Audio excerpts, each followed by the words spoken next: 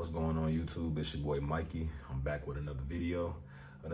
Talking about Jackson State football. My first one all season. So let's get into it, man. Hopefully y'all enjoy.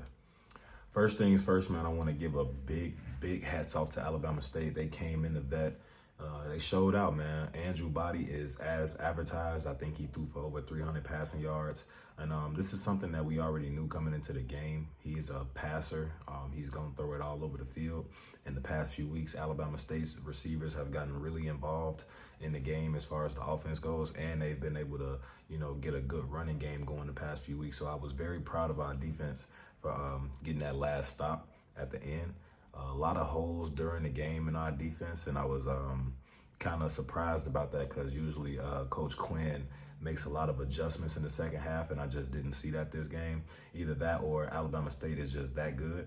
But we'll dive into a bunch of things. Certain players stood out, and I think it's time that we must give Jacobian Morgan the flowers that he deserves. The past few weeks, man, he's played lights out. I know he didn't have that many passing yards today, but I think he still threw for 4 touchdowns, which is always a plus.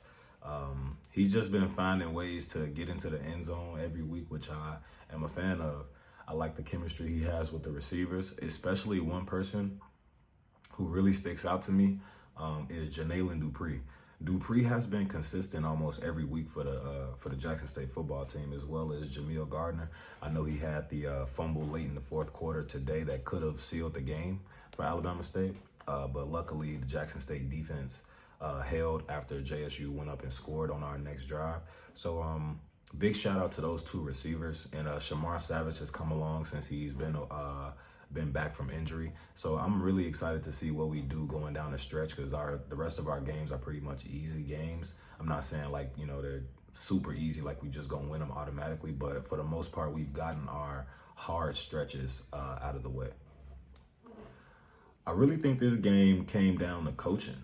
If we look at the fourth quarter, when Alabama State went up, I think 4 points or 3 points it was, Jackson State had the ball and was going downfield. But if we don't score that touchdown on that drive and we say we kick a field goal, when Alabama State has that last drive to end the game, they can kick a field goal and win, but because we actually went down there and scored the ball, I think coaching played a huge role in this. Play calling was a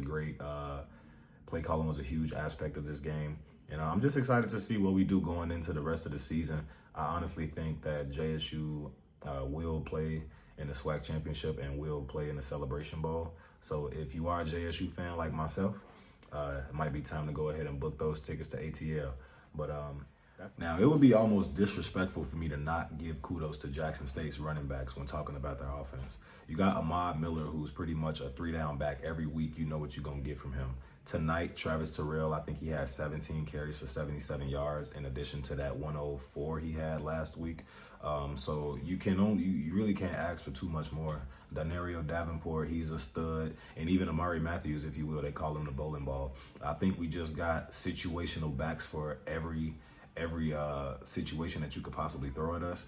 And I was a fan of it today. I'm a fan of Travis Terrell. I'm a fan of Ahmad Miller, and I'm a fan of Danario Davenport and Amari Matthews as well. So for next week, the Tigers don't have a game. We have a bye week, and I think it's a very well-needed bye week. Get some players healthy. Let us watch some film on Grambling, because coming out of the bye week, we are facing Grambling State. I believe it's in Jackson, Mississippi this year. Last year was in Grambling, and we lost that game, unfortunately. So this should be a revenge game for our guys, and hopefully we come out victorious. My prediction for that game is JSU wins at least by 14 points, maybe 17. We'll see what that looks like going into that game, but that's not until the 25th.